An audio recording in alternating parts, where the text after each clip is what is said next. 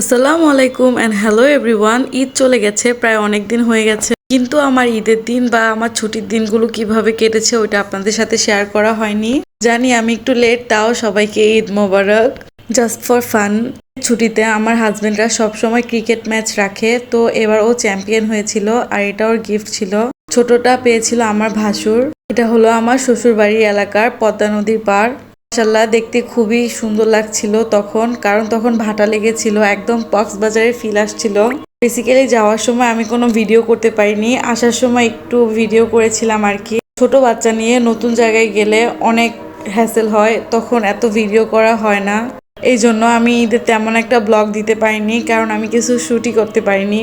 যাই হোক, সবকিছু মিলিয়ে আলহামদুলিল্লাহ আমার ঈদটা খুবই ভালো কেটেছিল। এটা ছিল মাসফিরের সাথে আমাদের প্রথম ঈদ। এটা সবসময় আমাদের কাছে স্মরণীয় হয়ে থাকবে।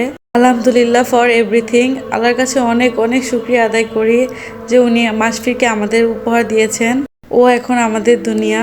মাসফিরের সাথে ঈদ বলে এবার ঈদের খুশি আমার দ্বিগুণ, ট্রিপল, আরো অনেক অনেক বেশি হয়েছে। হ্যাঁ, আরেকটা কথা, আমার শ্বশুরবাড়ির এলাকাতে গরুকে কেউ বেঁধে পালে না, ওগুলো এভাবে ছেড়ে দেয় আর কি। শ্বশুরবাড়ি থেকে রওনা দিতে দিতে আমাদের প্রায় বিকেল হয়ে গেছিল, তো পরন্ত বিকেলটা দেখতে খুবই সুন্দর ছিল। মাশাল্লাহ, ওর বাবা ওকে নিয়ে নদীর পাড়ে দাঁড়িয়ে আছে, আর তাই আমি একটু ভিডিও করে নিলাম। আমরা কক্সবাজার গিয়ে নিজেদের নাম লিখি, আর গরুরা তাদের পায়ের ছাপ রেখে গেছে। আমার মাসির কিন্তু খুব কাজের, এই দেখুন যেভাবে টলার চালিয়ে নিচ্ছে একা একাই। মাসির কিন্তু সুযোগ পেলে আমাকে আদর করে নেয়, মানে তার মাকে সে খুবই ভালোবাসে।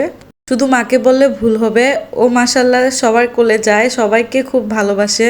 আসার দিন আমি আমাদের বাসায় গিয়েছিলাম, এক প্রকার আব্বু জোর করে আমাকে নিয়ে গিয়েছিল। পরের দিন সকালে আম্মু রান্না করেছিল আমার পছন্দের ভুনা খিচুড়ি, ডিম ভুনা, গরুর মাংস, সালাদ।